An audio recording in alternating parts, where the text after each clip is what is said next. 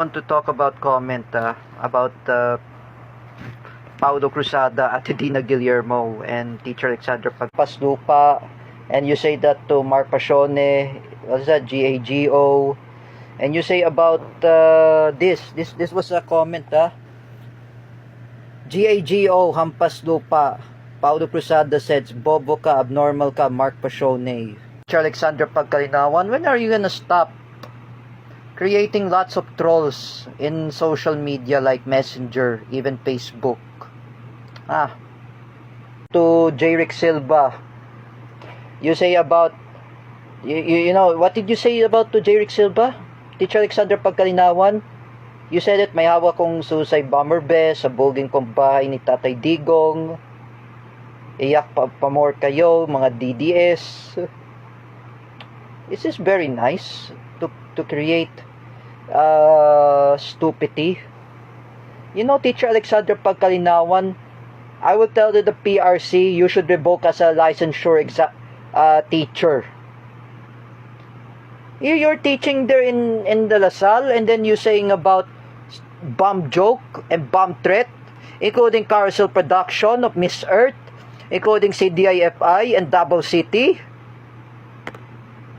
You know, Teacher Alexandra Pagkalinawan, have a shame to yourself, even your family members. Jordan Pilapil, Jerick Silva, Paulo Cruzada, you say about Bongbong MC Mua, Kalikwan Marcos Jr., and you saying about the bomb threat, sabugin ko ang bahay ni Tatay Rodrigo Baham Hernando Duterte, maging suicide bomber ako ng ISIS ng bayan, bagong Pilipinas. Is this very nice to talk about politics and terrorism, Paulo Cruzada? Is this very nice to talk about politics? I've been reported to you, to your dad. I've been reported to Teacher Evelyn. Even I reported to Luis Cabales. What is wrong with you, Paulo Cruzada? I've been chat to your father that you're saying, what's wrong about Paulo Cruzada? Oh, you know, Paulo Cruzada, have a shame to yourself. Iniinit mo kasi yung ulo ni Jerick Silva dahil pinagsasabi mo, like I said, Paulo Cruzada, hindi ka kasi tumigil. Like what you're talking about, it is not really nice. You know what you're posting in comments? It's really defiant and resilient to Joel Ferrer, the uncle of David Gill, and even the friend of the father of Aton Comentador, and the friend of Roylan Marlang. Why did you say that to Joel Ferrer? Bobo ka, Joel Ferrer. Hampas lupa kayo. Oh, like I said, what is this?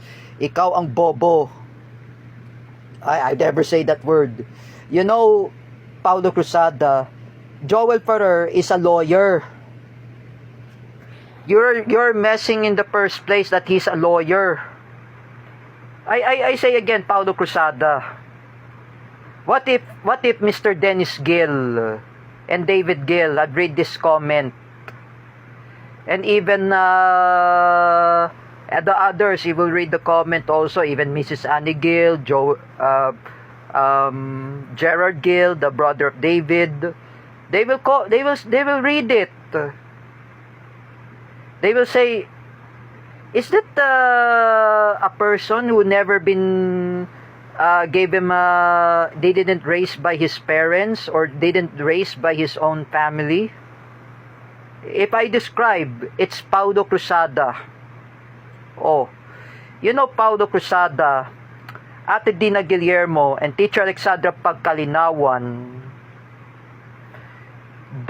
all of you, stop commenting about Jerick Silva.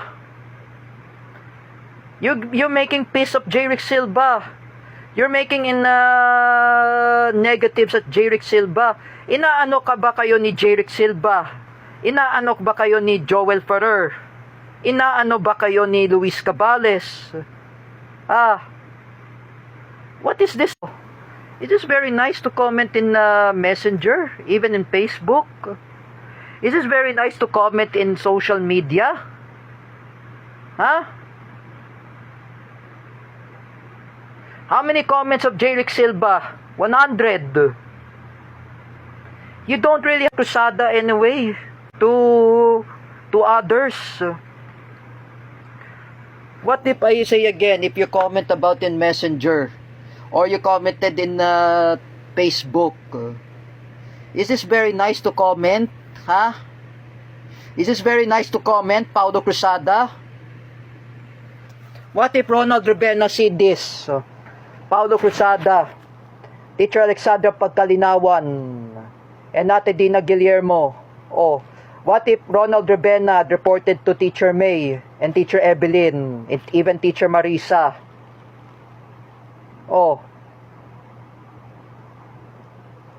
this is really what you're gonna say. You should not comment in Facebook. You know, my mom says to me, wag kang mag-comment.